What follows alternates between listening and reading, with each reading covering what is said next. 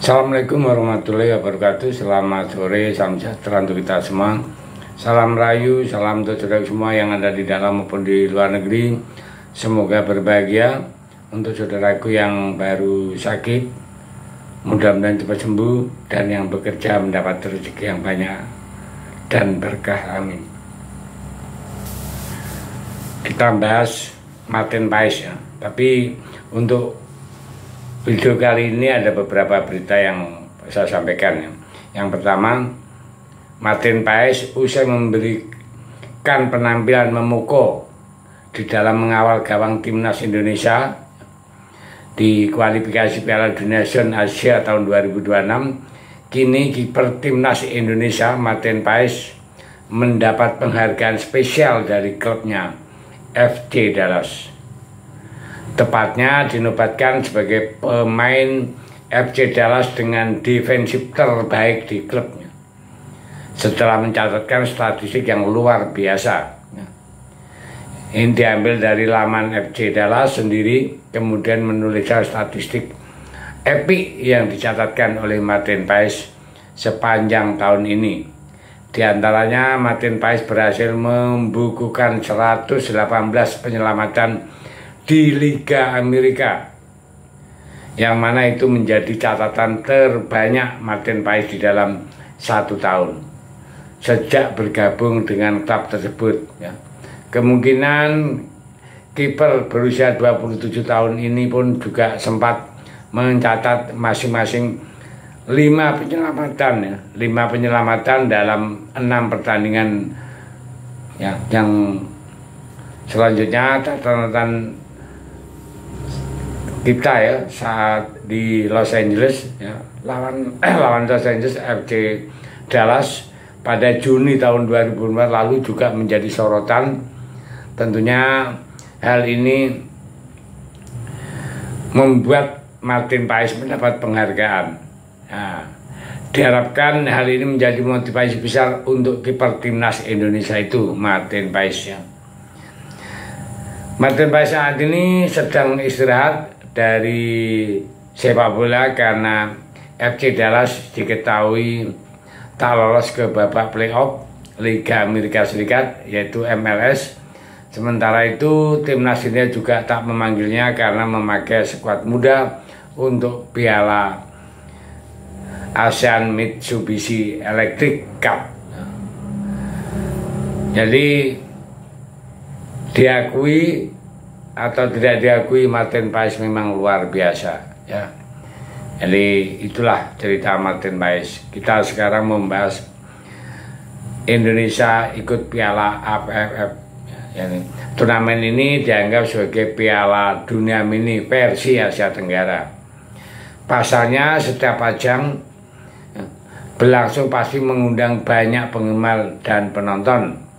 Tapi saat ini tampaknya ajang 2 tahunan tersebut tidak dipandang mewah ya. Kenapa? Ya menurut pandangan 2 pandit Malaysia, ajang 2 tahun ini sudah kehilangan marwahnya.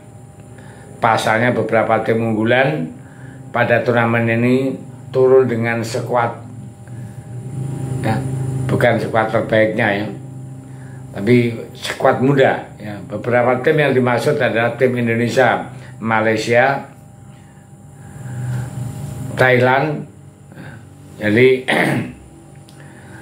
itu menurunkan skuad mudanya, jadi sudah kurang gregetnya, itu kurang. Nah, dalam hal ini Sintayong kan memutuskan untuk menggunakan mayoritas pemain usia di bawah 22 tahun untuk skuadnya Garuda pada turnamen ini.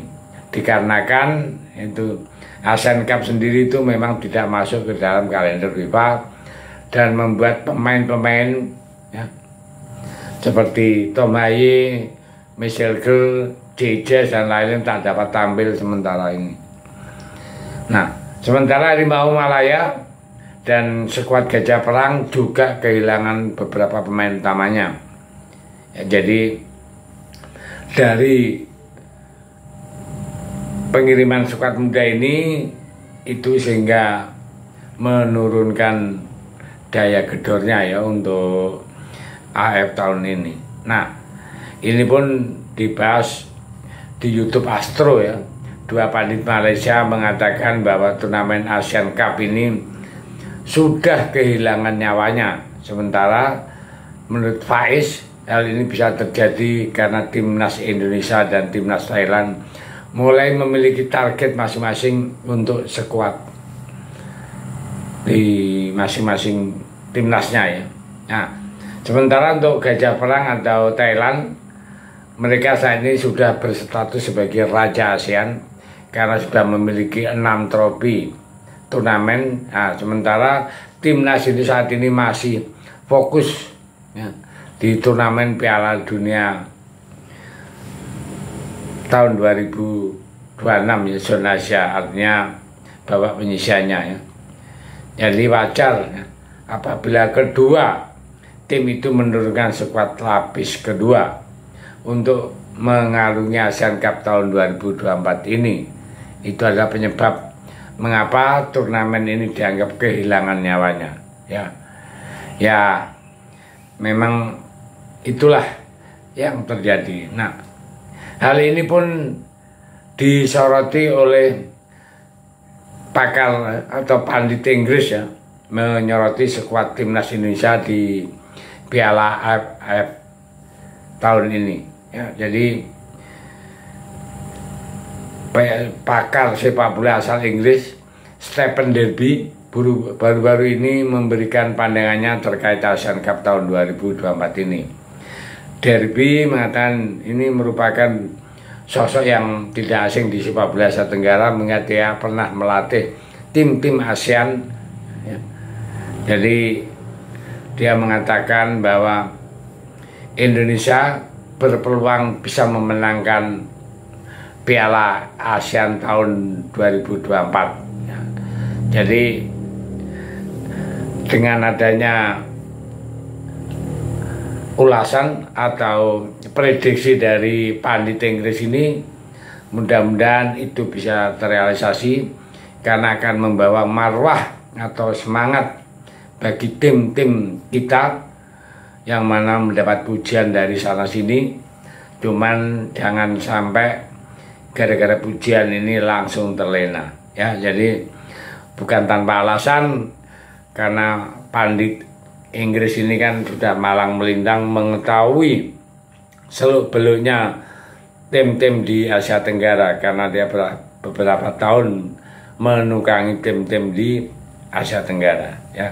Ya, kita sama-sama doakan semoga timnas muda Indonesia meraih sukses besar. Terima kasih. Merdeka.